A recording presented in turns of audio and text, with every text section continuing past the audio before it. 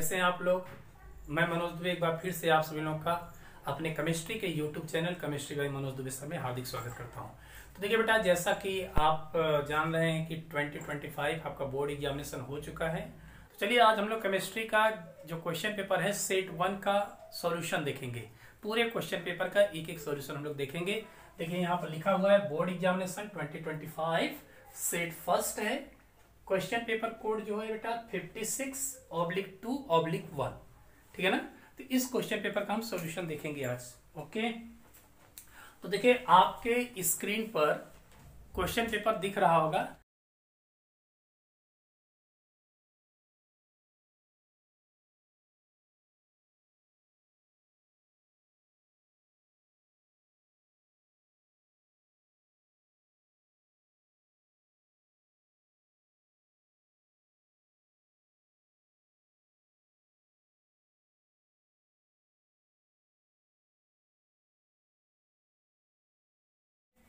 तो चलिए बिना टाइम किल किए हम लोग स्टार्ट करते बेटा क्वेश्चन।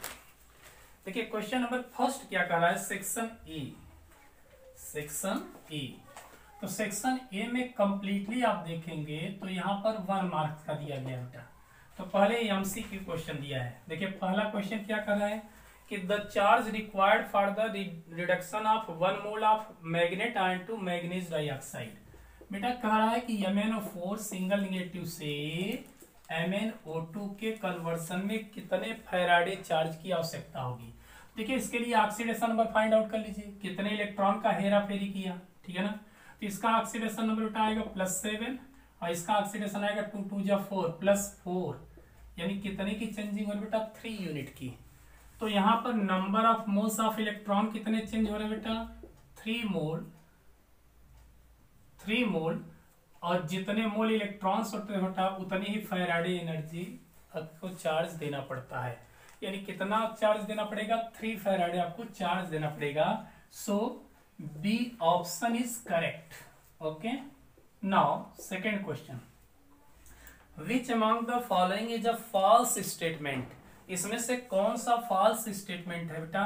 तो ऊपर के देखिए टाइम मुझे नहीं किल करना है, शॉर्ट टाइमिंग में पूरा सॉल्व कराना है। तो देखिए यहाँ पर सी ऑप्शन जो है दैट इज करेक्ट। क्यों? क्योंकि मॉलिक्यूलरिटी ऑफ रिएक्शन में भी 0 कभी नहीं हो सकती। आप पढ़े हैं मॉलिक्यूलरिटी एंड आर्डर में, आर्डर फ्रैक्शनल भी हो सकता है, मे बी 0 हो सकता है, बट मॉलिक्यूलरिटी कभी भी 0 नहीं होगी। अगर 0 होगी तो रिएक्शन ही प्रोसीड नहीं होगा भाई, रिएक्टेंट 0 तो प्रोडक्ट नहीं बन पाएगा, ठीक है ना। तो C option is correct. Now question number 3 बेटा, क्वेश्चन नंबर 3 में क्या कर रहा है कि the number of molecules that react with each other in an elementary reaction is a measure of the. तो किसका मेजरमेंट है बेटा। तो याद करिए मॉलिक्यूलरिटी का डेफिनेशन शो कर रहा है बेटा। तो मॉलिक्यूलरिटी को कह रहा है molecularity of the reaction, C is correct. इसका भी सी ही ऑप्शन होगा। ओके, नाउ फोर्थ क्वेश्चन हम लोग देखते हैं बेटा। इसमें कह रहा है the elements having electronic configuration is क्या। तो इसका इलेक्ट्रॉनिक कॉन्फ़िगरेशन दिया बेटा AR का कितना होता है आर्गन का 18 तक हो गया बेटा, 3D10 एंड 4s1। ये किसका इलेक्ट्रॉनिक कॉन्फ़िगरेशन है। तो देखिए बड़े मजे की बात बता दो बेटा, आप देखिए 18 आर्गन का होता है, 18 + 28 और एक कितना होगा बेटा 29। अब सोचो कि 29 एटॉमिक नंबर किसका होता है, कॉपर का होता है।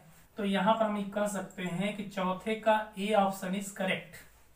ए ऑप्शन इज करेक्ट। देखिए पेपर बहुत ही इजी दिया बेटा, ठीक है ना। द कॉम्प्लेक्स आयन, एक कॉम्प्लेक्स आयन दिया बेटा, क्या दिया है CONH3 का होल 5 NO2 2 पॉजिटिव। और देखिए अगले में क्या कर रहा है, इसी का एक और कंपाउंड दिया बेटा, पूछ रहा है इसमें कौन सा आइसोमर्स शो कर रहा है। तो देखिए ध्यान दीजिएगा, बड़े ध्यान से देखिए, यहाँ कोई अंतर नहीं बेटा, कोई चेंजिंग नहीं किया है यहाँ पर। बस अंतर कहाँ पर है, NO2 यहाँ पर है, यहाँ पर ONO है, यानी यहाँ पर नाइट्रो ग्रुप है, यहाँ नाइट्राइट ग्रुप है। तो याद करिए आप आइसोमेरिज में पढ़े हैं कि यहाँ नाइट्रोजन जो है सेंट्रल मेटल से कौन अटैच है, नाइट्रोजन, बट यहाँ पर सेंट्रल मेटल से कौन अटैच है, ऑक्सीजन, ठीक है ना। तो जब स्पेशली एम्बीडेंटेट लिगेंड्स हो, यानी जो दो साइड से अटैच हो सकते हैं, अगर डिफरेंट डिफरेंट से अटैच हुए हैं तो ऐसे आइसोमर्स को हम लोग बोलते हैं बेटा लिंकेज आइसोमेरिज्म। क्या बोलेंगे? Linkage isomerism. तो कौन सा ऑप्शन सही होगा? B is the correct answer. Okay, B is the correct answer. Now question number 6 की अगर हम बात करें तो द डायमैग्नेटिक स्पीसीज इच, तो बेटा देखिए कई कंडीशन है यहां पर। देखिए ए ऑप्शन इज करेक्ट। कौन सा? NiCN4 ये ऑप्शन जो है करेक्ट है। अब पूछेंगे वो क्यों, तो बेटा ध्यान देना, साइनाइड का कितना होता है ऑक्सीडेशन नंबर? कितना होता है? -1। 4 साइनाइड है तो कितना हो जाएगा? 4 माइनस इक्वल टू -2, यानी निकिल का आ जाएगा +2। निकिल पर क्या हो जाएगा? +2 चार्ज। बात समझ में आ रही है? तो जब निकिल का आप कॉन्फ़िगरेशन ड्रा करेंगे तो आ जाएगा आर्गन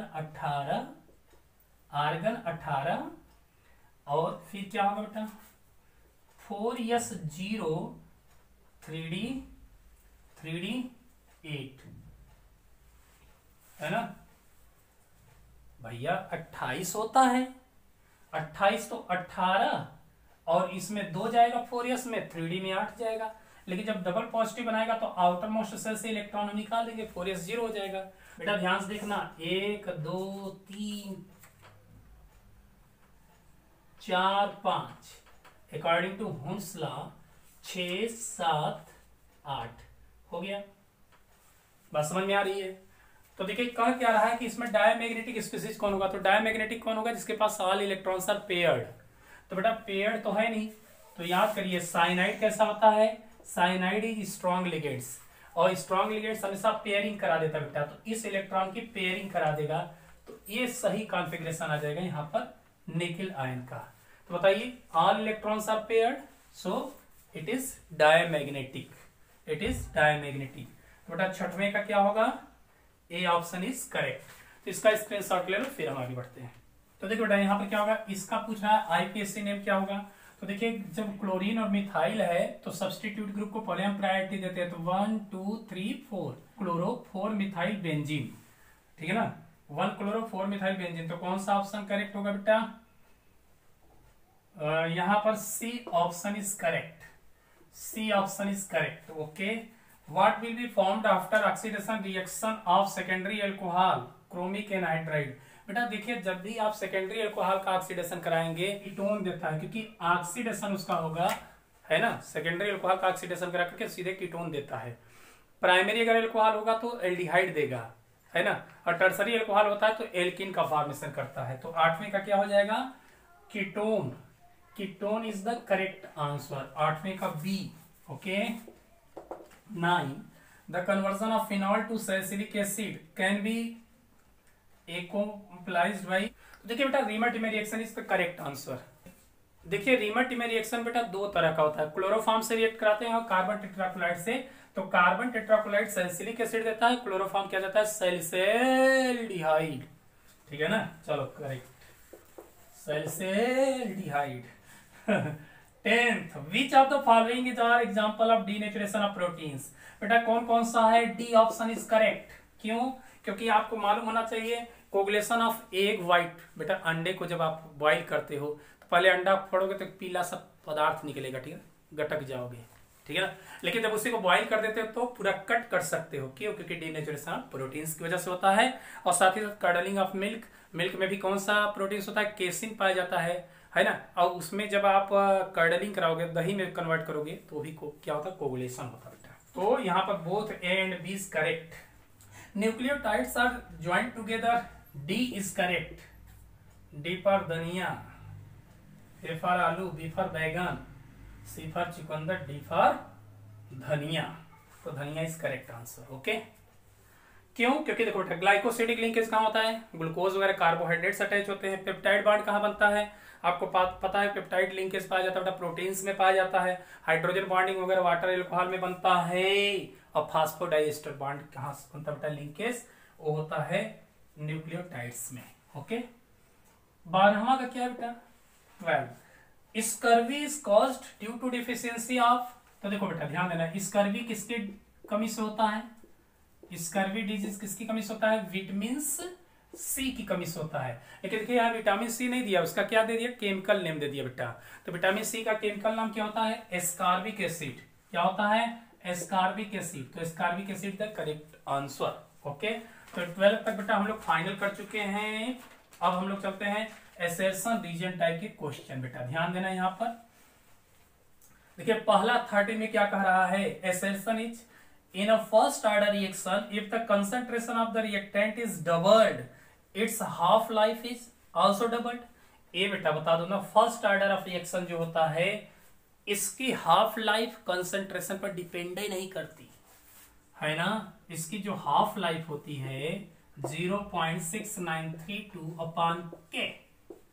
बोलो कहीं से कंसंट्रेशन का टर्म आया क्या, नहीं आया। तो ये तो गलत कह दिया बेटा, कहना नहीं चाहिए इसको, ठीक है ना। तो असर्शन तो बेटा फॉल्स कर दिया। लेकिन कह रहा है the half life of reaction does not depend upon the initial concentration of the reactant in first order friction. क्या बात है, जो मैंने बताया वही कहा। इसका मतलब बेटा असर्शन तो गलत है बट रीजन इज करेक्ट। तो कौन सा होगा बेटा, यहाँ पर कौन सा आएगा, यहाँ टिप देंगे डी फॉर धनिया। ओके, नाउ 14th क्या है बेटा, कितना इजी पेपर दिया, देखो बेटा ईमानदारी से बोलो इजी है कि नहीं। अब बेटा 14th में क्या करा है, assertion copper can not liberate hydrogen on reaction with dilute mineral acid. अच्छा सोचो, कॉपर का प्लेस कहां बेटा है ना, याद करो, है काम का सिल्वर प्लेटिनम गोल्ड, लिखवाया और ट्रिक इलेक्ट्रोकेमिकल सीरीज में। तो हाइड्रोजन तो बेटा मतलब हाइड्रोजन ऊपर हो गया, कॉपर क्या है नीचे है, नीचे वाला डिस्प्लेस ही नहीं कर पाएगा क्योंकि उसकी पॉजिटिव वैल्यू आती है। तो क्या कह रहा है, copper can not liberate H2 on reaction, सही कह रहा है, सही कह रहा है। Copper has positive electrode potential, ये भी सही है, ये भी सही है। तो assertion and reason both are correct, so A is सही, ए इज सही। बेटा 15वां देखो, assertion aromatic primary amines can not be prepared by Gabriel phthalimide synthesis, बिल्कुल सही कहा बेटा, बिल्कुल सही, 100% मुहर लगा दो। Reason aryl halide do not undergo nucleophile substitution reaction with the anion formed by phthalimide, यह सही बोल दिया बेटा। Both are correct, both are correct. लग रहा है चोखा बनाने के मूड में था बेटा, आलू आलू आलू आ गया है ना, और धनिया ऊपर मिला लिया पहले से, देखो कितना बढ़िया है। अब देखो आलू बना लिया, आलू ला लिया बेटा, तो फिर क्या लाना चाहिए, तो धनिया लाओ, थोड़ा चटक बनाओ, ठीक है ना। अब 16वां क्या करा है, vitamin D can not be stored in our body, है ना। ये क्या करा है, गलत, ये हमारे बॉडी में स्टोर्ड होता है बेटा, क्योंकि आपको पता होगा फैट सोल्यूबल कौन कौन है, ADEK, ऐसा फैट्स यानी बॉडी में हमारी स्टोर्ड रहते हैं। और वाटर सोल्यूबल कौन होते हैं, WBC, यानी B और C वाटर सोल्यूबल होते हैं। तो डी ये गलत बोल दिया, देखिए इसको नहीं बोलना चाहिए लेकिन बोल दिया गलत, तो assertion is incorrect. Okay, vitamin D is fat soluble vitamin and is not excreted from the body in urine. तो बेटा सही बात, फैट सोल्यूबल है। यूरिन से कौन निकलता बेटा, यूरिन के फॉर्म में कौन डिस्चार्ज होगा, आपको पता है B and C, इसलिए डेली लेना चाहिए हमें, ठीक है ना, इसलिए नींबू वगैरह डेली लेते हैं। तो यहाँ पर बेटा क्या कह रहा है, डी, क्योंकि A is false but reason is true, तो धनिया आ गया बेटा 16। बात समझ में आ रही, स्क्रीनशॉट लो, फिर हम देखते बेटा। देखो बेटा नेक्स्ट क्या है, pseudo first order reaction. Pseudo first order of reaction क्या होता है, कहा जाता है the reaction which not truly first order but special condition they will be considered as first order reaction. बेटा ऐसे रिएक्शन को कहता है स्यूडो, जो order reaction pseudo first order reaction है। वास्तव में अगर इनको देखा जाए तो फर्स्ट ऑर्डर तो नहीं दिखेंगे, एक से अधिक ऑर्डर दिखेगा, लेकिन कुछ स्पेशल कंडीशन पे क्या होता है, ये फर्स्ट ऑर्डर कंसीडर किए जाते हैं। जैसे सुक्रोज C12H22O11, बेटा इसका हाइड्रोलिसिस कराओगे ना इन द एसिडिक मीडियम, तो ये कन्वर्ट हो जाता है C6H12O6 प्लस C6H12O6, है ना, इनवर्ट शुगर है, तो ये ग्लूकोज देगा और ये क्या होगा बेटा, फ्रक्टोज बन जाएगा, और दोनों के क्या देता है, सेम कंपाउंड्स देता है बेटा, सेम मोल्स। ये क्या है, सुक्रोज है। तो बड़े ध्यान से देखना, देखने से लग रहा है कि इसकी जो ऑर्डर है एक से अधिक है बेटा, लेकिन वास्तव में क्या होता है फर्स्ट ऑर्डर, क्योंकि एक्सपेरिमेंटली देखा जाता है कि R जो होता है R is depend upon C12H22O11 but H2O पर डिपेंड नहीं करता बेटा, क्योंकि वाटर के कंसंट्रेशन बहुत ज्यादा होते हैं, कंसंट्रेशन अमाउंट बहुत ज्यादा होते हैं, तो लगभग उसको नेग्लेक्ट कर देते हैं कंसंट्रेशन को, तो डिपेंड सिर्फ इस पर करता है रिएक्शन, ठीक है ना। इसी तरीके से आप चाहो तो एस्टर भी ले सकते हैं बेटा, CH3COO CH3, इनका भी हाइड्रोलिसिस कराया जाए एसिडिक मीडियम में, तो क्या बन जाएगा CH3COOH प्लस CH3OH। बेटा एस्टर देख होगा, यहां पर भी अगर देखेंगे तो जो रेट होगा बेटा that is depend upon only ester, इस पर डिपेंड करेगा, H2 पर डिपेंड नहीं करता है, और 0। तो देखिए देखने से तो लग रहा है सेकेंड ऑर्डर, बट वास्तव में होता क्या है, फर्स्ट ऑर्डर रिएक्शन है, तो इसी को हम कहते हैं स्यूडो फर्स्ट ऑर्डर रिएक्शन। बात समझ में आ रही है बेटा। 18 का बी पार्ट्स देखो, half life period. Half life period क्या होता है बेटा, ये वो समय होता है जब किसी भी रिएक्शन में रिएक्टेंट का कंसंट्रेशन उसके इनिशियल कंसंट्रेशन का क्या हो जाए बेटा, हाफ हो जाए। अगर R0 इनिशियल कंसंट्रेशन है तो क्या हो जाएगा, 1/2 हो जाएगा, है ना। तो यहां पर T हाफ को हम कह सकते हैं the time eight which concentration of the reactant reduced to one half are left to 1/2 then their initial concentration, उसके इनिशियल कंसंट्रेशन का बेटा हाफ हो जाए, उसी को हम लोग कहते हैं हाफ लाइफ पीरियड। समझ पा रहे हैं। 19 बेटा डेफिनेशन देखे होंगे, definition elements the following observation, transition elements are generally from coloured compounds. तो बेटा देखिए ध्यान दीजिएगा, इनके लिए क्यों कलर्ड होते हैं ट्रांजिशन, क्योंकि इसके लिए सिंपल सा फंडा होता है डी ट्रांजिशन की वजह से, ड्यू टू डी ट्रांजिशन, ठीक है ना, या इसी कहते हैं due to vacant D orbitals, ये भी कह सकते हैं due to vacant D orbitals. बेटा डी ऑर्बिटल्स के वैकेंट या उसी को हम लोग बोलते हैं डी ट्रांजिशन की वजह से कलरफुल होते हैं बेटा। दूसरा बी कह रहा है zinc is not regarded as transition elements, है ना, तो क्योंकि जिंक की अगर हम बात करें बेटा तो जिंक का देखिए 30 होता है, कितना होता है 30, तो बेटा क्या होगा 4s2 3d10, एक कंप्लीटली फील्ड होता है बेटा, इसके डी जो ऑर्बिटल्स होते हैं that will be completely field, so it is considered non transition. यानी इसको हम लोग बोलते हैं जिंक कैडमियम मरकरी, 3 है बेटा, जिंक कैडमियम एंड मरकरी, इनको कहते हैं pseudo transition elements. Pseudo transition elements क्यों कहते हैं, क्योंकि इनके जो डी ऑर्बिटल्स होते हैं that will be fully field, other जितने भी डी ब्लॉक के एलिमेंट्स होते हैं उनके डी क्या होते हैं, वैकेंट होते हैं बेटा, इसलिए उनको हम लोग ट्रांजिशन कहते हैं, ठीक है ना। तो इसका भी स्क्रीनशॉट लो, फिर हम आगे बढ़ते हैं। तो बेटा नेक्स्ट क्वेश्चन नंबर 20 की तरफ हम लोग चलते हैं। इसमें दिया है कि आपको कोऑर्डिनेशन कंपाउंड्स का आईपैक नेम लिखना है बेटा, ठीक है ना। तो देखिए करना क्या है, CONH3, तो आईपीएससी में बेटा क्या होगा, एमीन है एक्वा है, तो ए पहले आएगा, ठीक है ना। तो यहाँ पर हम लोग क्या करेंगे,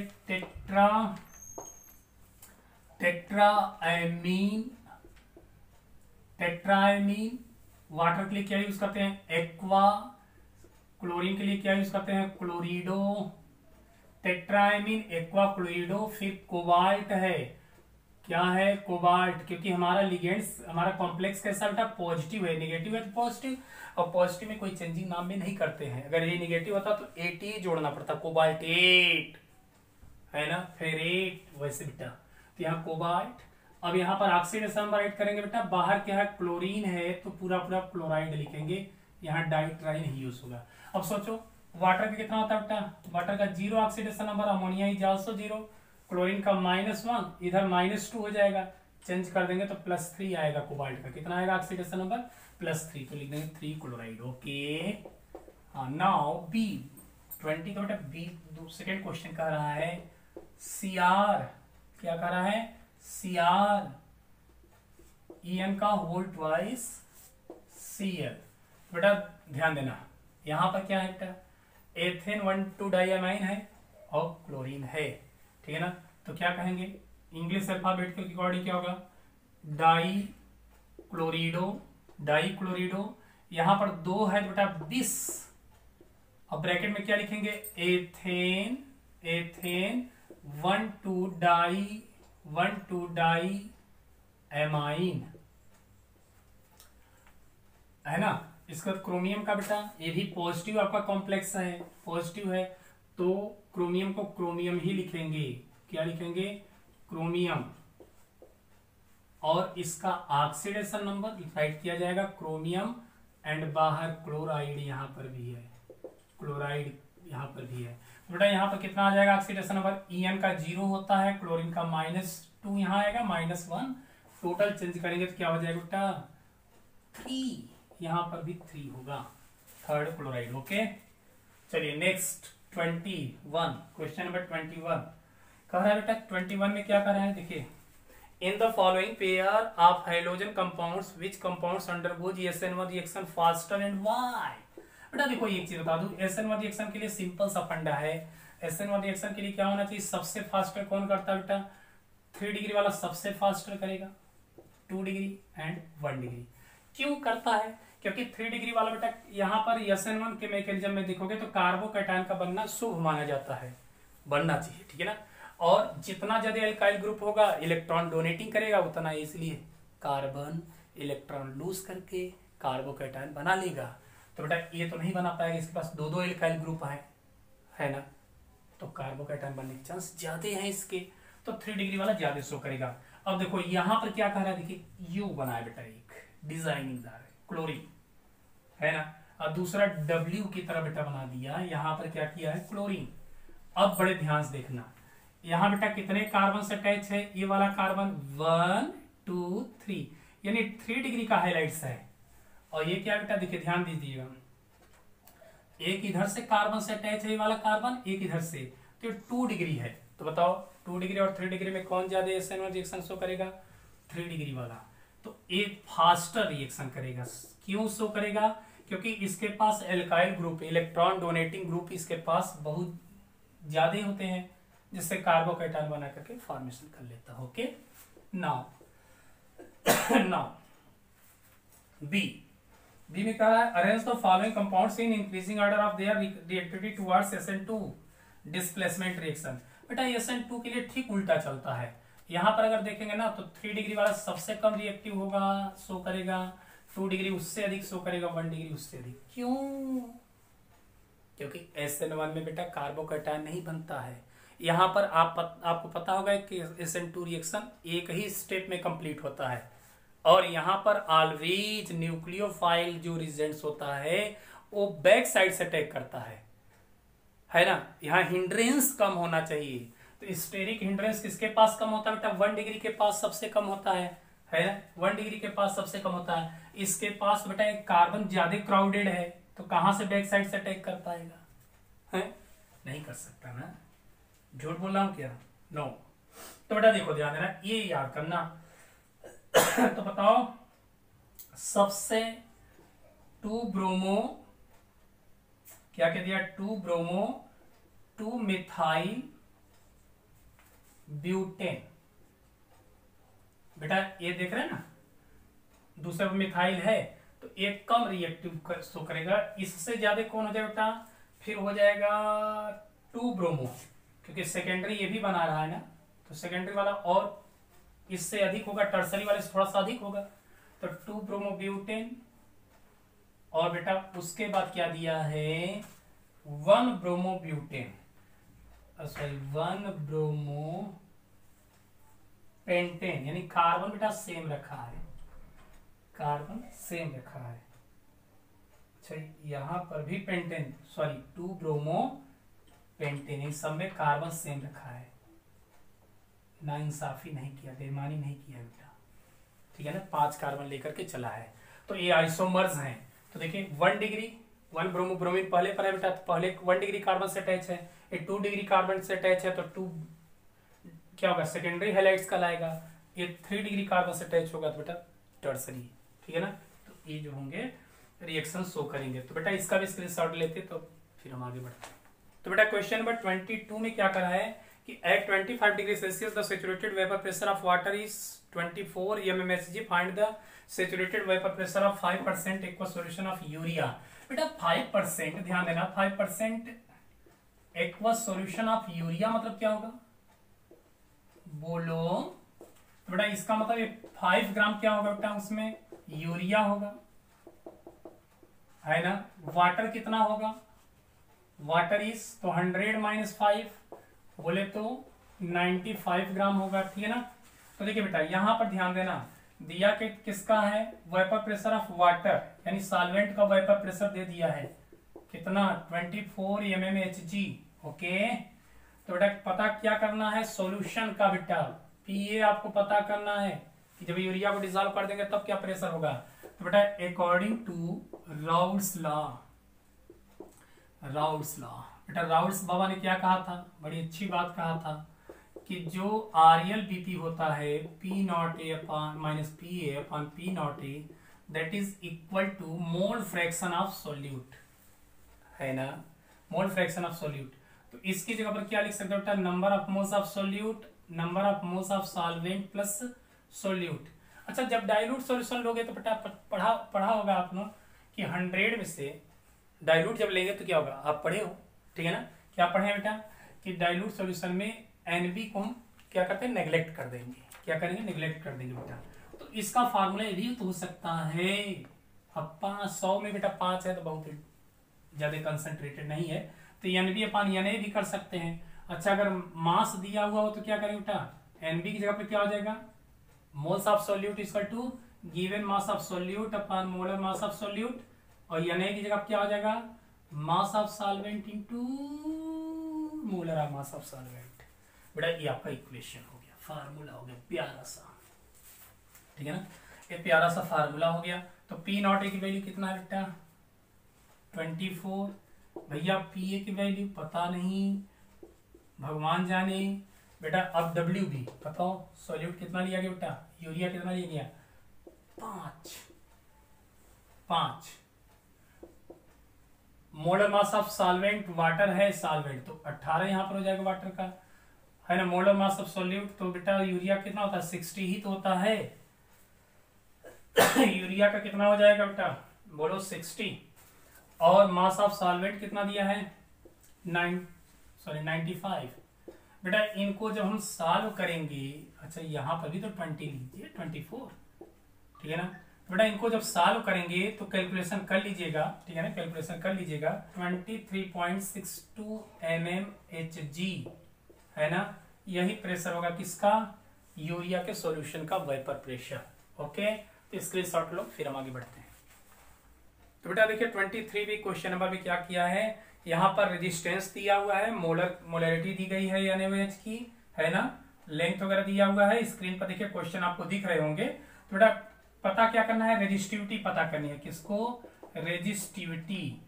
तो रेजिस्टिविटी बोले तो रो, अरे स्पेसिफिक रेजिस्टेंस को ही तो रेजिस्टिविटी बोलते बेटा। तो रो इक्वल टू फार्मूला क्या बनता है, याद करिए, RA/L। तो R रेजिस्टेंस कितना दिया बेटा, रेजिस्टेंस कितना दिया हुआ है, 5 × 10⁻³ ओम, लिख दीजिए। एरिया ऑफ क्रॉस सेक्शन कितना दिया बेटा, 0.8 सेंटीमीटर स्क्वायर, ठीक है ना बेटा। अब ये लेंथ कितना दिया है इसका, 40 सेंटीमीटर दिया है, देखिए क्वेश्चन में दिया हुआ बेटा, ठीक है ना बेटा। इनको सॉल्व करेंगे तो इनको सॉल्व करने पर कितना आ जाएगा, 100, कैलकुलेशन करेंगे आप तो आ जाएगा 100 ओम सेंटीमीटर। यूनिट तो जरूर लगाना, नहीं आधा नंबर कटता है बोर्ड में बेटा, ध्यान देना, ओम सेंटीमीटर। सेकेंड क्या कह रहा है बेटा, सेकेंड क्वेश्चन नंबर कह रहा है कि फाइंड, कैलकुलेट करना है कंडक्टिविटी। क्या पता करना है, कंडक्टिविटी, इसी को बोलते हैं स्पेसिफिक कंडक्टेंस। कप्पा, बाहुबली के मामा कटप्पा है। तो कप्पा क्या होता है, 1/ρ, रेजिस्टिविटी का उल्टा होता है, इनवर्स होता है, तो 1/100। तो 100 को जब बेटा डिवाइड करोगे तो कितना जाएगा, 1/100 means 0.01 ohm inverse centimetre inverse, या ओम इनवर्स की जगह पर क्या यूज कर सकते हैं बेटा, साइमन भी यूज कर सकते हैं, आप स्वतंत्र हैं। ओम इनवर्स को ही हम लोग साइमेंस भी बोलते हैं। ओके, थर्ड वन इज क्या कर रहा है बेटा, कंडक्टिविटी। कौन सी, conductivity and molar conductivity.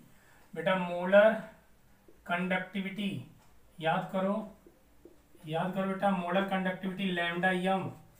Lambda M किसमें होता है, फार्मूला 1000 के अपॉन मोलरिटी या सी। तो बेटा 1000 की वैल्यू 1000 ही होती है, ठीक है ना। कप्पा की वैल्यू कितनी दिया है, 0.01। और molarity, molar concentration sodium hydroxide का कितना दिया है, कितना दिया बेटा, 0.05। बेटा इनको कैलकुलेशन करोगे ना, कैलकुलेट तो 1005 से डिवाइड करो बेटा, तो अप्रोक्स आ जाएंगे 2000 siemens centimetre square and mole inverse. Okay, सोचो 3 नंबर का कितना बढ़िया हल हुआ दिया है बेटा, ठीक है ना। नाउ 24 भी देख लो यहीं पर। 24 complete balance the following chemical reaction. बेटा ध्यान देना, ए का क्या दिया है, MnO4 plus C2O4 double negative plus hydrogen ion. तो देखिए एक क्या देगा बेटा, Mn डबल पॉजिटिव देता है, वाटर देगा एंड CO2 देगा।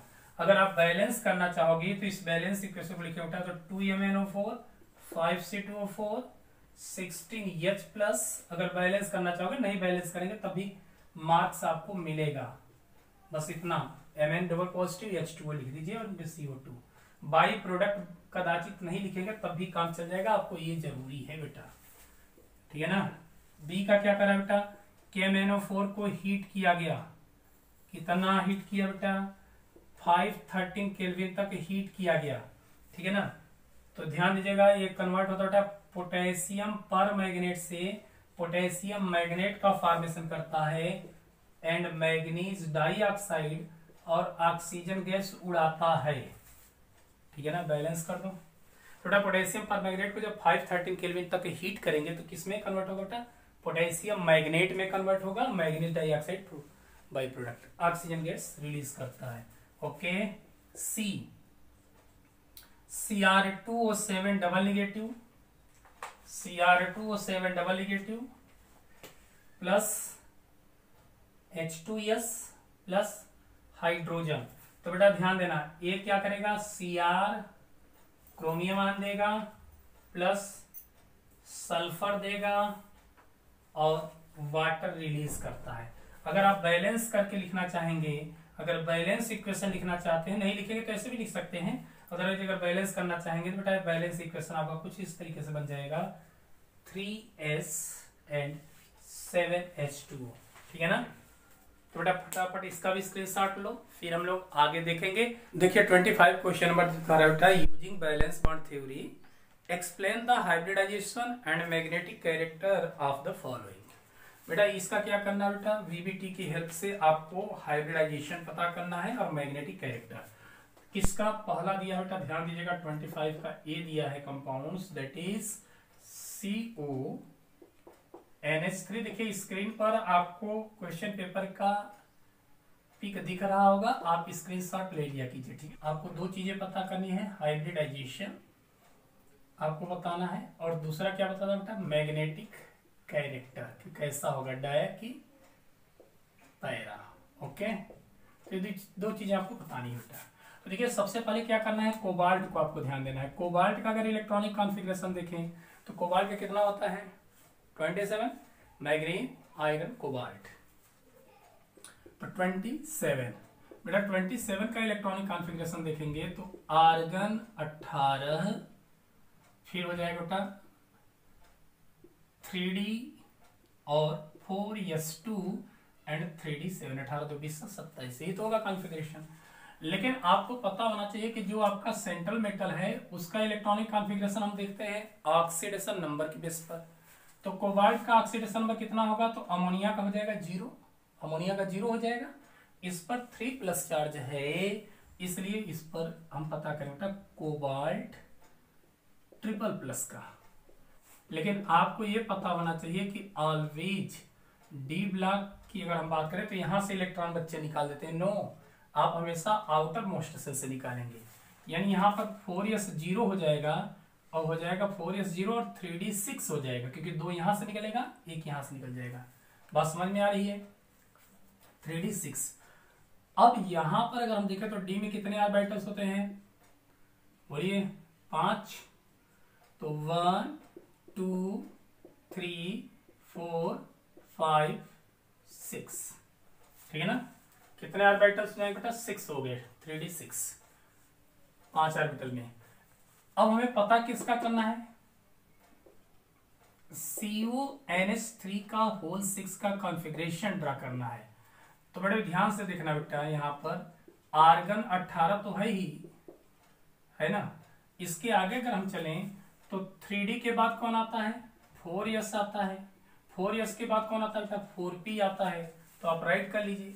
अब देखिए 3D में 5 ऑर्बिटल है, 1 2 3 4 5, ठीक है ना। अब यहां ये जो अमोनिया होता है, ammonia is strong ligands. Ammonia कैसा होता है, स्ट्रॉन्ग लिगेंड्स होता है, ठीक है ना। जब स्ट्रॉन्ग लिगेंड्स है तो ये इलेक्ट्रॉन की पेयरिंग करा देगा। तो ए वाला यहां पर आ जाएगा, ये दोनों यहां पर आ जाएंगे, यानी कुल मिलाकर के इसकी भी पेयरिंग हो जाएगी, इसकी भी पेयरिंग हो जाएगी बेटा, इसकी भी पेयरिंग हो जाएगी। बस समझ में आ रही है?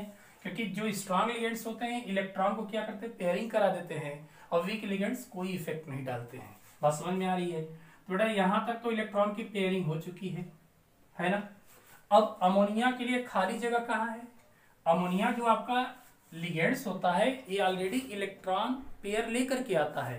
तो देखिए एक अमोनिया आपका बेटा यहां पर आ जाएगा, एक अमोनिया यहां पर आ जाएगा, यानी कुल मिलाकर के 2 अमोनिया यहां शिफ्ट हो गए। बात समझ में आ रही है? 4s भी आगे खाली पड़ा हुआ है बेटा, यहां पर तीसरा अमोनिया शिफ्ट हो जाएगा। p में कितने ऑर्बिटल्स होते हैं, 3। तो बेटा कितने अमोनिया बचे हैं, टोटल 6 हैं, 3 यूज हुए हैं। एक अमोनिया यहां, अगला यहां, छठा वाला बेटा यहां पर। यानी कुल मिलाकर के अगर ध्यान से देखें तो यहां यूज कौन सा हुआ, 2d अमोनिया ने यूज किया, 1 s और 3 p। तो कौन सा हाइब्रिडाइजेशन हो जाएगा, D2sp3। कौन सा हाइब्रिडाइजेशन हो जाएगा, D2sp3।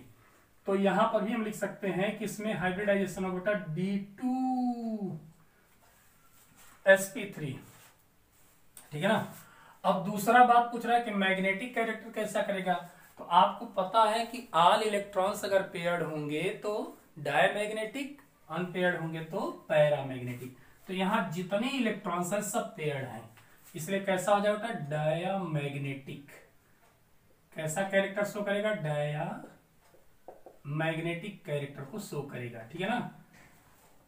क्यों, क्योंकि आप यहां बता सकते हैं due to the pairing electron. बेटा पेयरिंग इलेक्ट्रॉन की वजह से शो कर रहा है। अगर यहीं पर कलर पूछा होता तो ध्यान दीजिएगा, जब सभी इलेक्ट्रॉन पेयर्ड हैं तो कलरलेस होगा, ठीक है ना। अगर अनपेयर्ड आ गए होते तो यहां पैरामैग्नेटिक हो गया होता और कलरफुल हो जाता, ठीक है ना। 55 का सेकेंड पार्ट्स में भी कह रहा है आपसे क्या, NiCO का होल 4, ठीक है ना। बेटा ध्यान देना, डायरेक्ट हम निकल का नहीं लेते हैं, निकल की बात करते हैं, आयन वगैरह जब बनाएगा। तो बेटा इसका कॉन्फ़िगरेशन देखेंगे तो CO कार्बन मोनोऑक्साइड कैसा होता है, न्यूट्रल होता है। तो न्यूट्रल है तो इसका ऑक्सीडेशन नंबर 0 हो जाएगा, 4 × 0 यानी 0 ही होगा। तो निकिल पर नो चार्ज। तो देखिए NiCO4 का स्ट्रक्चर कैसा बनेगा, 8 होता है ना, गुड। तो बेटा आर्गन तक तो कहानी खत्म है। यहां करना क्या है, देखिए यहां 3D में देखेंगे तो 3D में कितने इलेक्ट्रॉन्स होते हैं, 18। 4s में 2 इलेक्ट्रॉन आ जाएंगे, 18 तो 20, और शेष बचे हुए D में चले जाएंगे। बड़े ध्यान समझना यहाँ पर D में, तो D में 5 ऑर्बिटल्स हैं, 1 2 3 4 5। तो 1 2 3 4 5 6 7 8। समझ में आ रही है, 8 इलेक्ट्रॉन बेटा फ्री हो चुके हैं। 4s में कितने इलेक्ट्रॉन्स हैं, एक ऑर्बिटल्स 2 इलेक्ट्रॉन है। बड़े ध्यान से समझना बेटा। अब सोचो कि जब भी बेटा कार्बन, ये जो CO है कार्बन मोनोऑक्साइड, जब भी कार्बोनिल ग्रुप आएगा तो कार्बोनिल ग्रुप, ठीक है ना, खुद इलेक्ट्रॉन पेयर लेकर के आएगा। जहां एक भी इलेक्ट्रॉन है, 2 इलेक्ट्रॉन और आ जाएंगे तो 3 इलेक्ट्रॉन तो हो नहीं सकता। तो कुल मिलाकर के यहां पर तो अटैच नहीं हो सकता। अब वो अटैच कहां होगा? जहां फ्री होंगे। तो फ्री कौन होगा? 4s के बाद कौन आएगा बेटा? 4p फ्री है। 4p फ्री होगा तो वहां पर वो जाना चाहेगा। लेकिन मजे की बात बता दो बेटा आपको कि जब यस नहीं यूज करेगा तो p से डायरेक्ट वो हाइब्रिडाइजेशन नहीं शो कर सकता, क्योंकि हाइब्रिडाइजेशन में यस ऑर्बिटल का होना कंपलसरी है। तो देखिए यहां पर एक स्पेशल केस है, स्पेशल केस है। ये करता क्या है? जो ही कार्बोनिल ग्रुप अटैच होना चाहेगा बेटा, ये दोनों इलेक्ट्रॉन, ये जो खाली जगह है यहां पर आकर के पेयरिंग कर लेंगे। बड़े ध्यान समझना बेटा। तो अब 3d8 नहीं रह पाएगा, क्या हो जाएगा बेटा? 3d10। बस समझ में आ रही है? 3d10 यहां तक पूरा फिट हो गया। 18 10 28। अब कार्बोनिल ग्रुप कहां आएगा? एक कार्बोनिल यहां पर हो गया, दूसरा कार्बोनिल यहां अटैच हो गया, तीसरा कार्बोनिल यहां अटैच हो गया बेटा, चौथा यहां पर कार्बोनिल ग्रुप आ गया। तो बताइए कौन सा यूज हुआ? एक यस यूज हुआ और 3 पी। तो हाइब्रिडाइजेशन कौन सा होगा यहाँ पर? Hybridisation is sp3। इसका शेप कैसा होगा? टेट्राहेड्रल। उसका शेप कैसा था? ऑक्टाहेड्रल। शेप नहीं पूछा, आप जान लीजिए शेप से हमसे कोई मतलब नहीं है। फिर बेटा मैग्नेटिक कैरेक्टर पूछ रहा है, तो magnetic characters all electrons are paired, so diamagnetic, diamagnetic, ठीक है ना। तो बेटा कुल मिलाकर के ये 25 का क्वेश्चन था 3 नंबर में, ठीक है ना, 1.5 नंबर का था। तो स्क्रीनशॉट लो, फिर हम आगे बढ़ते हैं। तो देखिए बेटा नेक्स्ट 26 क्वेश्चन पर पूछ रहा है डिफाइन द फॉलोइंग टर्म्स। पहला दिया बेटा एनांसियोमर्स। एनांसियोमर्स क्या होता है? दो stereoisomers which are mirror images of each other but non superimposable are called enantiomers. यानी कहने का मतलब हो जाता है बेटा कि ये ऐसे स्टीरियोआइसोमेरिज्म होते हैं जो एक दूसरे के मिरर इमेज होते हैं। जैसे मिरर इमेज मतलब जैसे हमारा जो राइट हैंड है बेटा, वो मिरर इमेज में क्या होगा? लेफ्ट हैंड की तरह दिखता है, और मेरा जो लेफ्ट हैंड है वो कैसा दिखेगा? राइट हैंड की तरह होगा बेटा। और एक दूसरे पर सेट भी नहीं हो पाएंगे, राइट वाला लेफ्ट से, लेफ्ट वाला राइट से अटैच होगा। तो इसी को हम लोग बोलते हैं एनांसियोमर्स। अब एग्जाम्पल अगर देखना चाहें बेटा तो D+ ग्लूकोज है ना, इसी तरीके से एंड L- ग्लूकोज जो होंगे वो एक दूसरे के एनांसियोमर्स होते बेटा। Second one is racemic mixture. तो ये क्या होता है? A mixture containing equal amounts of enantiomers which does not show any optical activity is called racemic mixture. यानी रेसमिक मिक्सचर क्या होता है बेटा? एक तरीके से देखा जाए तो यह एनांसियोमर्स के इक्वल अमाउंट का मिक्सचर होता है, ठीक है ना। और जब दोनों को मिक्स कर देंगे तो वो ऑप्टिकल एक्टिविटी को शो नहीं कर पाते, क्योंकि एक बेटा जितना डेक्स्ट्रो क्लॉकवाइज चलेगा, दूसरा क्या करता है उतना एंटी क्लॉकवाइज रोटेशन शो करता है। तो कुल मिलाकर के उनकी ऑप्टिकल एक्टिविटी क्या हो जाती है? 0 हो जाती है, कैंसिल हो जाती है, ठीक है ना। तो इन्हीं को बेटा हम लोग बोल देंगे रेसमिक मिक्सचर। अब देखिए 26 में एक और पार्ट्स पूछा है बेटा। अब बी वाला पार्ट्स में देखिए क्या कह रहा है, why is chlorobenzene resistant to nucleophile substitution reaction. क्यों रेजिस्ट करता है क्लोरोबेंजीन? बेटा आपको बता दें कि जो हैलो एल्केन है, RX है, यह न्यूक्लियोफिलिक के प्रति बहुत ही सेंसिटिव होता है, यानी ज्यादा न्यूक्लियोफिलिक सब्स्टिट्यूशन रिएक्शन ये शो करना चाहता है, ठीक है ना, शो करना चाहता है। तो क्लोरोबेंजीन के लिए कह रहा है कि क्लोरोबेंजीन क्यों न्यूक्लियोफिलिक सब्स्टिट्यूशन रिएक्शन का रेजिस्ट करता है। तो बड़े ध्यान से देखना बेटा, आप पढ़े हैं रेजोनेंस की वजह से इलेक्ट्रॉन क्या करता है बेटा? पाई इलेक्ट्रॉन्स की शिफ्टिंग कराता है, ठीक है ना। अब पाई इलेक्ट्रॉन की जब शिफ्टिंग कराएगा तो यहां पर है ना क्लोरीन तो पॉजिटिव हो जाएगा और नेगेटिव यहाँ पर आर्थो पर, पैरा पर एंड आर्थो पर इलेक्ट्रॉन डेंसिटी बढ़ जाती है। बात समझ में आ रही ना? तो जब इलेक्ट्रॉन डेंसिटी बढ़ जाएगी और ये पॉजिटिव हो जाएगा बेटा, तो क्या न्यूक्लियोफाइल अटैक करना चाहेगा? क्या बेंजीन रिंग पर इलेक्ट्रॉन डेंसिटी बढ़ जाती है, इसलिए कोई न्यूक्लियोफाइल अटैक नहीं करना चाहता इस पर। ठीक है ना? तो यहां पर हम कह सकते हैं क्यों ऐसा शो करता है, तो due to resonance effect. Resonance effect की वजह से होता है। दूसरी बात, जब इलेक्ट्रॉन इसके पास चले जाएंगे बेटा, तो ध्यान देना है ना, इलेक्ट्रॉन जब इसके पास जाएगा तो बॉन्ड लेंथ इनकी क्या हो जाती है, पार्शियली डबल बॉन्ड इस पर आ जाता है, और जब डबल बॉन्ड आ जाएगा तो force of attraction between chlorine and benzene ring बढ़ जाता है, जिससे इजीली हम इसको फ्री नहीं कर पाते, इजीली इसको हटा नहीं सकते। जब हटा नहीं पाएंगे तो कोई न्यूक्लियोफाइल अटैक नहीं कर सकता। तो सिंपल सा यहाँ पर कह सकते हैं कि chlorobenzene resist to nucleophile substitution reaction due to the resonance effect, because during resonance effect highlights या chlorides and benzene rings acquire double bonds which is more difficult to break.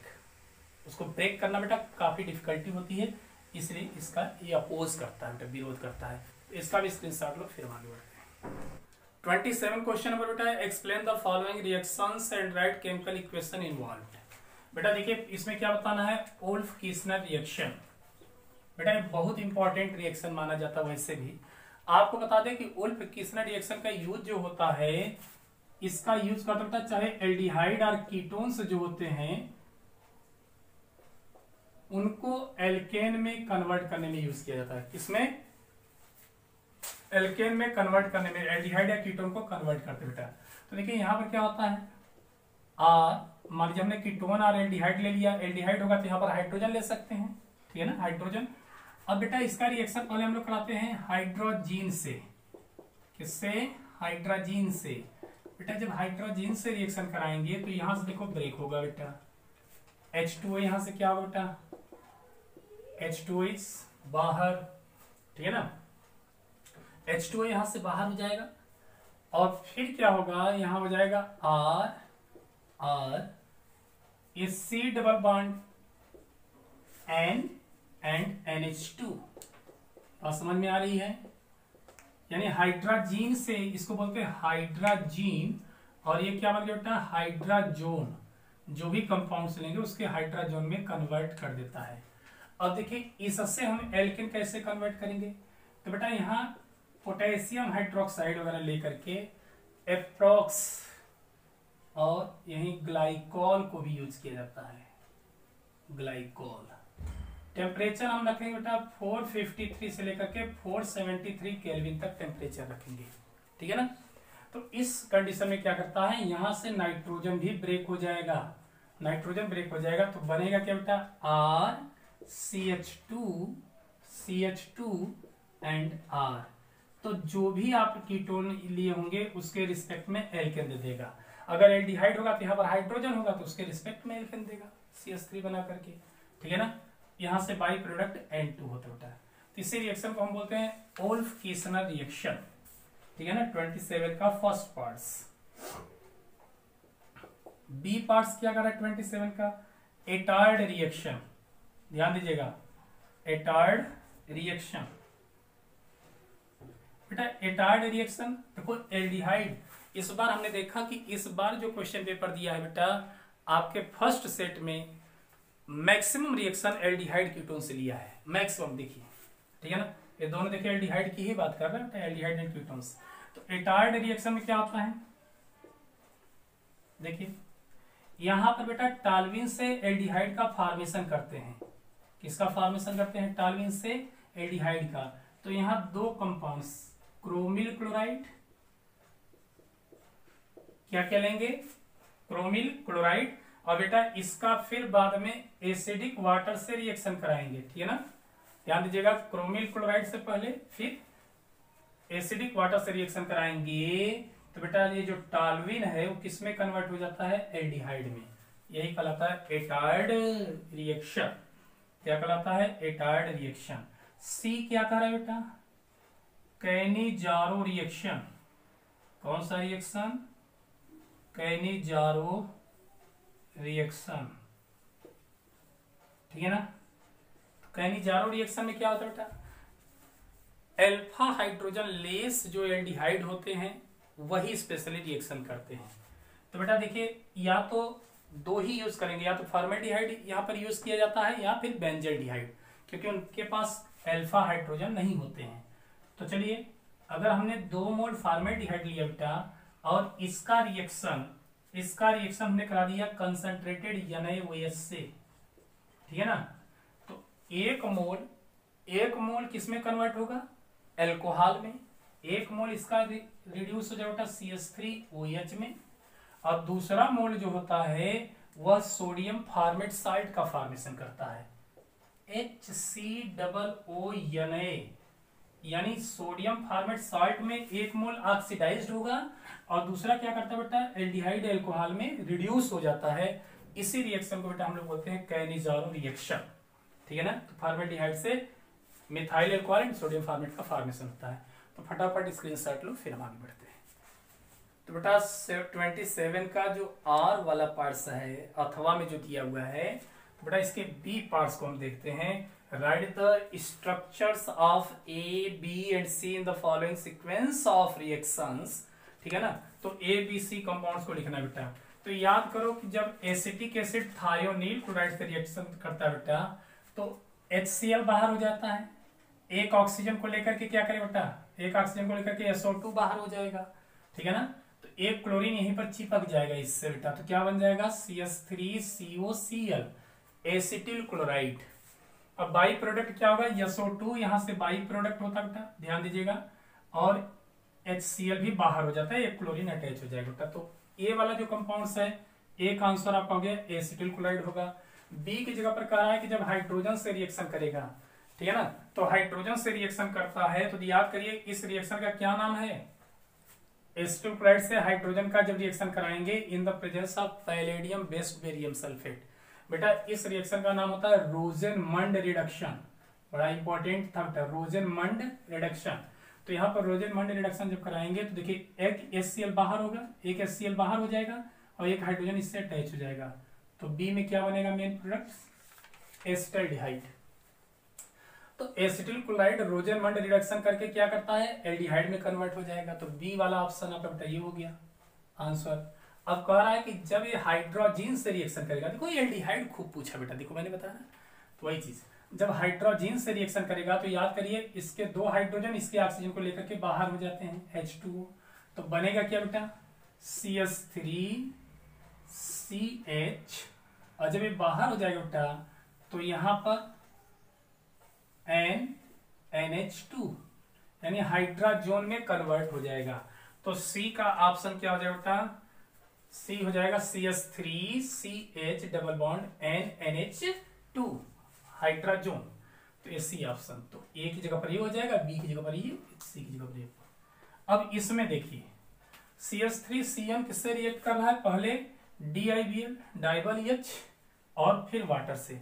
अब ये जो DIBL है क्या बेटा, इसका फुल फॉर्म है, तो D से हो जाएगा बेटा डाई, है ना, डाई, आई से क्या हो जाएगा आइसोब्यूटाइल, डाई आइसोब्यूटाइल, Al से हो जाएगा बेटा एल्यूमिनियम। ध्यान दीजिएगा इसका फुल फॉर्म बता रहा हूं, die isobutyl aluminium hydride, H से क्या हो जाएगा हाइड्राइड।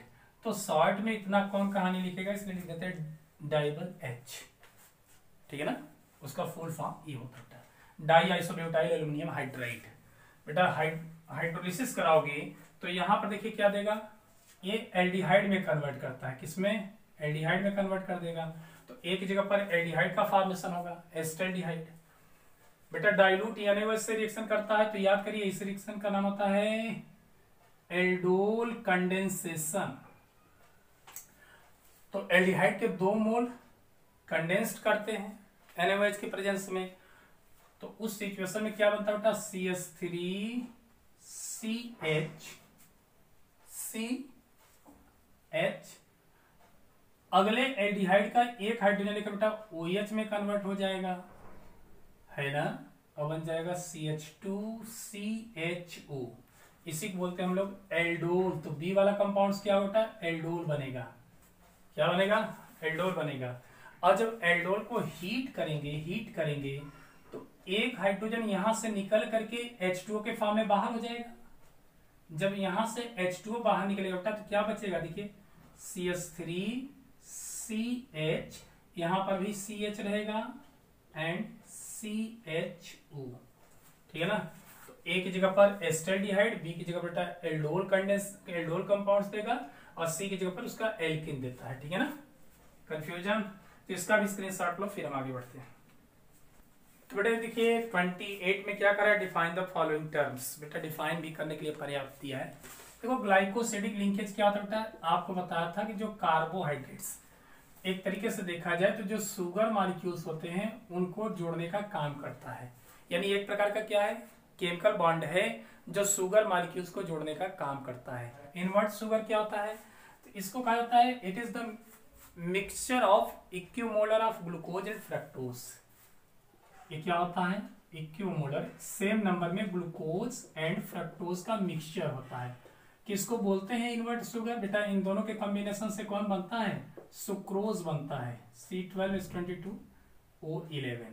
तो सुक्रोज को हम लोग बोलते हैं इनवर्ट शुगर। ओलिगोसैकेराइड्स क्या होते हैं, ये ऐसे सैकेराइड्स होते हैं जिनका हाइड्रोलिसिस कराने पर बेटा, ये ऐसे शुगर होते हैं या कार्बोहाइड्रेट्स होते हैं जिनका हाइड्रोलिसिस कराएंगे तो हाइड्रोलिसिस कराने पर बेटा 2 से लेकर के 10 तक मोनोसैकेराइड्स देते हैं। इट्स 2 to 10 मोनोसैकेराइड्स, ठीक है ना बेटा। तो एक तरह की से देखा जाए तो ऐसे कार्बोहाइड्रेट्स होते हैं जिनका हाइड्रोलिसिस कराने पर 2 से 10 तक मोनोसैकेराइड्स का फॉर्मेशन करता है। बात समझ में आ रही है बेटा। अब चलिए सेक्शन डी की तरफ चलते हैं 29 में। अब 29 में बेटा क्या दिया हुआ है, 29 में दिया बेटा केस बेस्ड क्वेश्चन CBQ, ठीक है ना। तो इसमें देखिए कहानी पढ़ लीजिएगा, ठीक है ना, दिया हुआ है बेटा। हम देखते हैं, ये कह रहा है कि define reverse osmosis and name one SPM which can be used in the process of reverse osmosis. बेटा हर घर में RO लगा हुआ है, वही तो रिवर्स ऑस्मोसिस है। तो रिवर्स ऑस्मोसिस होता क्या बेटा, देखिए एक सिंपल सी कंडीशन होती है कि जो सॉल्वेंट के मॉलिक्यूल्स होते हैं, सॉल्वेंट के मॉलिक्यूल्स किधर फ्लो करते हैं, lower to higher concentrated solution की तरफ, lower to higher concentrated solution की तरफ चलते हैं। लेकिन जब हम प्रेशर, एक एक्स्ट्रा प्रेशर अप्लाई करेंगे तो सॉल्वेंट के मॉलिक्यूल्स क्या करें बेटा, सॉल्वेंट के जो मॉलिक्यूल्स हैं बेटा देखिए होता क्या है कि लोअर टू हायर की तरफ मूव करते हैं, ठीक है ना। लेकिन जब एक्स्ट्रा प्रेशर अप्लाई किया जाएगा तो उसमें क्या होता है बेटा, हायर कंसंट्रेटेड से लोअर की तरफ सॉल्वेंट का मूवमेंट होने लगता है, ठीक है ना। तो यहां पर आप कह सकते हैं कि the process of movement of solvent through a SPM from the solution to the pure solvent by applying excess pressure किधर, ऑन द सॉल्यूशन साइड, है ना, is called RO, reverse osmosis, ठीक है ना। बी बेटा अब इसमें पूछ रहा है कि कौन सा यूज कर सकते बेटा, तो कई ठो यूज किए जाते हैं, जिससे सेलुलोज नाइट्रेट है, सेलुलोज नाइट्रेट का भी यूज किया जाता है SPM के फॉर्म में, ठीक है ना। हालांकि SPM के लिए और भी यूज किए गए थे, जैसे कॉपर फेरोसाइनाइड, ट्रॉब ने बनाया था, ये सिंथेटिक एक बेस्ट SPM में भी मानी जाती है। तो ये सब क्या होते हैं, SPM यानी सेमी परमेबल मेम्ब्रेन। तो डिफाइन कर सकते हैं बेटा बी का फर्स्ट पार्ट, क्योंकि हमें टाइम किल नहीं करना है, शॉर्ट में हमें देखना है। What do you expect to happen when red blood corpuscles are placed in 0.5% NaCl solution. बेटा 0.5, तो ध्यान देना RBC का जो कंसंट्रेशन होता है बेटा दैट इज 0.9% के करीब होता है। अब सोचो कि ये आपकी RBC है, जब इसको हम 0.5% कंसंट्रेटेड NaCl में अगर रखेंगे तो आपको ये पता है कि सॉल्वेंट मॉलिक्यूल्स क्या करते हैं बेटा, सॉल्वेंट मॉलिक्यूल्स किधर फ्लो करते हैं, lower to higher concentrated solution की तरफ। तो यहां से सॉल्वेंट जो वाटर के मॉलिक्यूल्स है बेटा वो आरबीसी के अंदर जाना शुरू कर देंगे, सेल के अंदर जाना शुरू कर देंगे। तो उससे क्या हो जाएगा, स्वेल करके बर्स्ट कर सकता है ना, फट सकती है सेल्स। तो कुल मिलाकर के यहां पर कौन सा प्रोसेस होगा, एंडोऑस्मोसिस प्रोसेस होता है बेटा। Endosmosis process will be occur, ठीक है ना, जिसकी वजह से आरबीसीएस फूल जाएगी, स्वेल कर जाती है, ठीक है ना। या तो स्क्रीनशॉट लो, फिर हम आगे देखते हैं बेटा। इसका देखिए और वाला दिया है, which one of the following will have higher osmotic pressure in 1 molar KCl और 1 मोलर एंड 1 मोलर क्या दिया है, यूरिया NH2CO NH2 में किसका ऑस्मोटिक प्रेशर ज्यादा होगा बेटा। याद करिए पाई ऑस्मोटिक प्रेशर क्या होता है, I into C into RT, ठीक है ना। तो यहां पर ध्यान देना बेटा, अगर हम देखें तो ऑस्मोटिक प्रेशर किसका ज्यादा होगा, दोनों के कंसंट्रेशन सेम है, R की वैल्यू सेम होगी, है ना, T की वैल्यू भी सेम होगी। इसका मतलब ये तो कॉमन हो गए। तो कुल मिलाकर के ऑस्मोटिक प्रेशर किस पर डिपेंड करेगा बेटा, उसके वांट हाफ फैक्टर पर डिपेंड करेगा, ठीक है ना। तो वांट हाफ फैक्टर में अगर देखा जाए तो पोटेशियम क्लोराइड में कितने बेटा आयंस बनेंगे, 2। 1 मोल से 2 मोल का फॉर्मेशन होगा, ठीक है ना, एक पोटेशियम आयन एक क्लोराइड आयन। लेकिन यूरिया क्या करता है, ये ब्रेक नहीं करता है, तो 1 मोल से 1 मोल ही रह जाता है। यानी कुल मिलाकर के अगर देखा जाए तो KCl के लिए क्या हो जाएगा, पाई की वैल्यू कितनी हो जा रही है बेटा, 2, है ना, आई की वैल्यू 2 आ जाएगी। और यूरिया के लिए कितना हो जाएगा बेटा, NH2CO NH2 के लिए कितना आ जाएगा, पाई की वैल्यू कितनी होगी, 1। तो जिसका बेटा आप देखो ऑस्मोटिक प्रेशर क्या होगा, जस्ट डबल हो जाएगा इसका, ठीक है ना। तो यहां पर KCl का अधिक हो जाएगा। दूसरी बात कह रहा है, सी पार्ट्स में पूछ रहा है, why osmotic pressure is colligative properties. बेटा it is depends upon number of particles. ये किस पर डिपेंड करता है, number of particles of the solute, इसलिए इसको क्या कहते हैं बेटा, कोलिगेटिव प्रॉपर्टीज कहते हैं, ठीक है ना। कंफ्यूजन। अब क्वेश्चन नंबर 30 की तरफ चलिए। 30 में क्या कह रहा है, arrange the following the increasing order of their basic characters and give the reason. तो NH2 बेटा NH2, यहां पर CH3 दे दिया। अगला क्या है बेटा, अगला क्या है NO2, यहां पर सॉरी NO2 यहां ले लिया है CH3, यहां NO2 लिया है ना।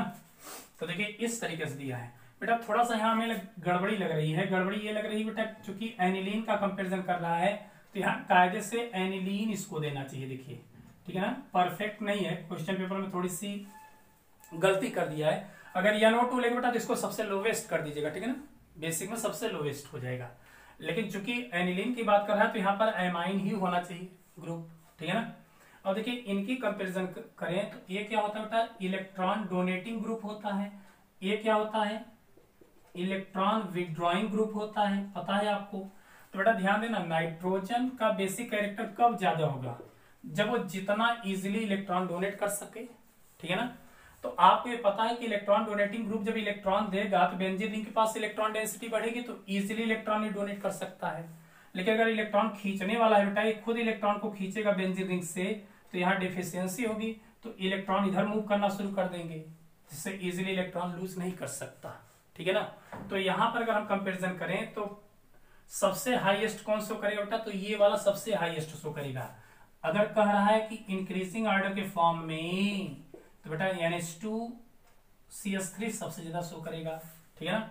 उसके बाद ये शो करेगा, ठीक है ना, क्योंकि इसके पास ना तो खींचने वाला कोई है ना बेटा भेजने वाला है, तो ठीक ठाक मान लीजिए अपने स्तर पर इलेक्ट्रॉन डोनेट कर सकता है। लेकिन इसके पास क्या बेटा, इलेक्ट्रॉन खींचने वाला है ना। तो एमाइन के पास क्या होगा, एमाइन के पास इलेक्ट्रॉन डेंसिटी कम हो जाएगी, और जब कम हो जाएगी बेटा तो वो इलेक्ट्रॉन लूज करने की टेंडेंसी उसकी कम हो जाएगी। तो आपका सीक्वेंस ये होगा, इट इज द परफेक्ट। और किसी से कंपेरिजन नो, तो यही तीनों, ठीक है ना। बी 30 का बी पार्ट्स देखिए, यहीं पर देखते चलिए। 30 का B, why pKb of aniline is more than that of methyl amine. ये बेटा एक चीज ध्यान देना, बेसिक कैरेक्टर की अगर हम बात करें, बेसिक स्ट्रेंथ की बात करें, तो दो चीजों पर डिपेंड करता है। It is directly proportional to KB और inversely proportional to P KB, यानी जिसका केबी की वैल्यू जितनी कम होगी वो ज्यादा बेसिक कैरेक्टर शो करेगा। ये ध्यान देना, इस चीज को नोट करना। इसका मतलब एक कहना ये चाहता है कि एनिलीन जो होता है, ठीक है ना, एनिलीन जो होता है यह मिथाइल एमीन से कम बेसिक कैरेक्टर शो करता है। अभी तुरंत कहानी बताया बेटा, ठीक है ना। अब बताइए कि ये क्या करता है, बेंजीन रिंग इलेक्ट्रॉन को अपनी तरफ अट्रैक्ट करेगा ड्यू टू रेजोनेंस इफेक्ट, है ना। तो इलेक्ट्रॉन डेंसिटी इस पर कम हो जाएगी तो आसानी से इलेक्ट्रॉन नहीं दे पाएगा। लेकिन बेटा मिथाइल ग्रुप को भी मैंने बताया कैसा होता है, इलेक्ट्रॉन डोनेटिंग ग्रुप है ना, इलेक्ट्रॉन को डोनेट करता है बेटा। तो इलेक्ट्रॉन जब डोनेट करेगा तो इस कंडीशन में इस पर इलेक्ट्रॉन डेंसिटी बढ़ेगी तो इलेक्ट्रॉन तेजी से मूव करेगा। यानी कहने का सेंस हो जाता है कि इसके बेसिक कैरेक्टर कम होने का कारण क्या है, due to the resonance effect, यानी रेजोनेंस इफेक्ट की वजह से ही एनिलीन कम बेसिक कैरेक्टर शो करता है comparison the methyl amine. Okay, तो स्क्रीनशॉट लो, फिर हम आगे बढ़ते हैं। बेटा देखिए इसी का जो सी पार्ट्स दिया है, सी पार्ट्स का पहला देख रहा हूं, ठीक है ना। सी पार्ट्स का पहला, arrange the following in the increasing order of their basic characters in aqueous solution. बेटा एक्वस सॉल्यूशन के फॉर्म में चलेंगे तो ध्यान दीजिएगा, हमेशा ध्यान देना कि अगर मिथाइल एमाइन है तो NH3 से ज्यादा किसका होगा, 3 डिग्री एमाइन का होता है, 3 डिग्री एमाइन का होता है। और 3 डिग्री से किसका होता है बेटा, ज्यादा 1 डिग्री का, और सबसे अधिक किसका होता है, 2 डिग्री एमाइन का होता है, ठीक है ना। तो सोचिए कौन 3 डिग्री है, यानी सबसे, तो अरेंज करेंगे तो क्या हो जाएगा, NH3 से ज्यादा कौन होगा बेटा, CH3 का होल थ्राइसियम, यानी टर्सरी एमाइन का। टर्सरी एमाइन से किसका ज्यादा हो जाएगा बेटा, प्राइमरी एमाइन, यानी CH3 NH2 का होगा, और उससे ज्यादा बेटा किसका होगा, सेकेंडरी एमाइन का पढ़े हैं, ठीक है ना। तो ये आपका NH2 यहाँ पर नहीं होना चाहिए, NH, ठीक है ना, ये सीक्वेंस बेटा। और भी क्या कर रहा है, और अथवा में देखिए दिया हुआ है सी का दूसरा part, Why is ammonolysis of alkyl halide is not good method for prepare amines।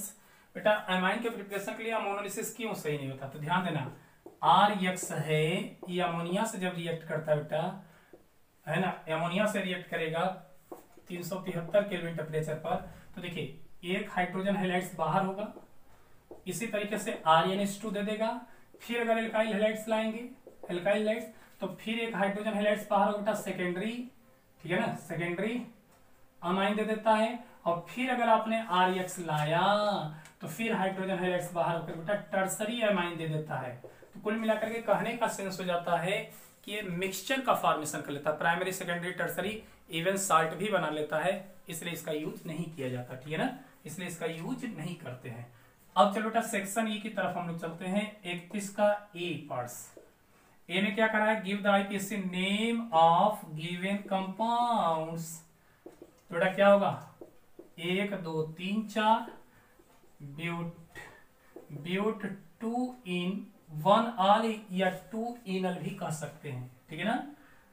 ए का ए पार्ट्स। बी पार्ट्स क्या कर रहा है बेटा, give a simple chemical test distinguish between propanal और बेटा किसमें, प्रोपेनोन। तो प्रोपेनोन मतलब कीटोन, बेटा कीटोन और प्रोपेनोन में कैसे करेंगे, तो देखिए एक चीज ध्यान दीजिएगा, ये फेहलिंग सॉल्यूशन अगर लेंगे तो फेहलिंग सॉल्यूशन से को रिड्यूस कर देता है ना, रेड प्रेसिपिटेट में। इसी तरीके से अगर आप टॉलेंस रिजेंट से लेंगे तो सिल्वर मिरर में रिड्यूस कर देता है, बट ये नहीं करता है, ये दोनों से रिएक्शन नहीं करेगा। हालांकि आइडोफॉर्म टेस्ट भी करा सकते हैं इससे, लेकिन फेहलिंग सॉल्यूशन को भी ये रिड्यूस करने की क्षमता रखता है और टॉलेंस रिजेंट्स को भी, बट ये नहीं रिड्यूस कर सकता, ठीक है ना। तो डिस्टिंग्विश कर सकते हैं, ठीक है, स्क्रीनशॉट लो, फिर हम आगे बढ़ते हैं। तो चलिए 31 का सी पार्ट्स देखते हैं। इसमें पहला दिया है कन्वर्जन, क्या दिया, toluene to benzoic acid. Toluene to benzoic acid का फॉर्मेशन करना बेटा, तो टॉल्यूइन हो गया, इसका रिएक्शन किससे कराएंगे, पोटेशियम परमैंगनीट बेसिक मीडियम और एसिडिक मीडियम में ले लेंगे बेटा, तो ये क्या करता है, उसके रिस्पेक्ट में बेंजोइक एसिड का फॉर्मेशन कर देगा, ठीक है ना। दूसरा ethanol to propane two ol, तो एथेनॉल यानी हो गया बेटा CH3CH2OH से प्रोपेनॉल का फॉर्मेशन करना है ना, टू ऑल। तो देखिए सबसे पहले क्या करेंगे हम लोग, सबसे पहले इसको बेटा कन्वर्ट कर देंगे हम लोग,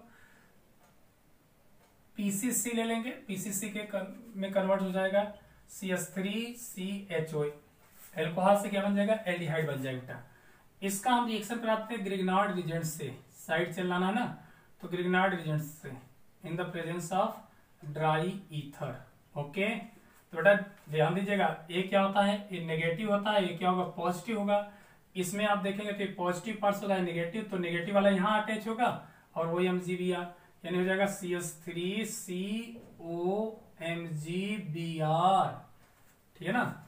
और यहाँ क्या हो जाएगा CH एंड CH3 अटैच हो गया बेटा, यहाँ ये आकर के यहाँ जुड़ेगा और मैग्नीशियम यहाँ पर अटैक करेगा, ठीक है ना। फिर बेटा इसका हाइड्रोलिसिस करा देंगे एसिडिक वाटर में, तो होगा क्या, एक H यहाँ अटैच हो जाएगा, यहाँ पर देखिए ये पॉजिटिव और ये नेगेटिव है, तो वाटर का हाइड्रोजन इससे अटैच हो जाएगा और वो H इससे अटैच हो जाएगा, तो क्या बन जाएगा बेटा CH3CH और यहाँ हो जाएगा OH CH3 और बाई प्रोडक्ट MgBrOH बाहर हो जाएगा, तो क्या बन जाएगा प्रोपेन टू ऑल, यही तो कह रहा था, ठीक है ना। अब propanal two hydroxy propanoic acid, बेटा प्रोपेनल का फार्मूला क्या होता है CH3CH2CHO, तो देखिए सबसे पहले प्रोपेनोइक एसिड में कन्वर्ट करिए, ऑक्सीडेशन करा दीजिए किसके प्रेजेंस में, PCC वगैरह या पोटेशियम डाइक्रोमेट, तो बेटा कन्वर्ट किस में हो जाएगा CH3CH2C डबल बॉन्ड OH में, प्रोपेनोइक एसिड में। अब ध्यान देना बेटा, हमें करना क्या है, यहां पर दूसरे पर हाइड्रोक्सी ग्रुप लाना है, तो याद करिए सबसे पहले हाइड्रोक्सी लाने के लिए क्या करना होगा, हाइड्रोजनेशन। तो इसके लिए बेटा HVZ रिएक्शन कराएंगे, यानी क्लोरीनेशन करा देंगे। क्लोरीनेशन किसके प्रेजेंस में, रेड फास्फोरस के प्रेजेंस में, इसका नाम होता है बेटा HVZ reaction, Hell Volhard Zelinsky reaction. तो बेटा क्लोरीन क्या करता है, अल्फा कार्बन से हाइड्रोजन को डिस्प्लेस करके अटैच हो जाता है, पढ़े हैं, ठीक है ना, COOH, ठीक है ना। अब इसका क्या करें बेटा, एक्वस की वजह से रिएक्शन करा देंगे, तो एक्वस की वजह से पोटेशियम हाइड्रोक्साइड KCl बाहर, OH जुड़ जाएगा, क्या होगा, जुड़ जाएगा COOH 2 हाइड्रोक्सी प्रोपेनोइक एसिड बन गया। बड़ा बढ़िया रिएक्शन है, बहुत बढ़िया है, ठीक है ना। तो इसका स्क्रीनशॉट लो, फिर हम आगे बढ़ते हैं। तो डियर स्टूडेंट्स, यहीं पर मैं ब्रेक करता हूं, फिर हम लोग नेक्स्ट वीडियो में देखेंगे अगला टॉपिक, ठीक है ना। तब तक के लिए जय हिंद जय भारत।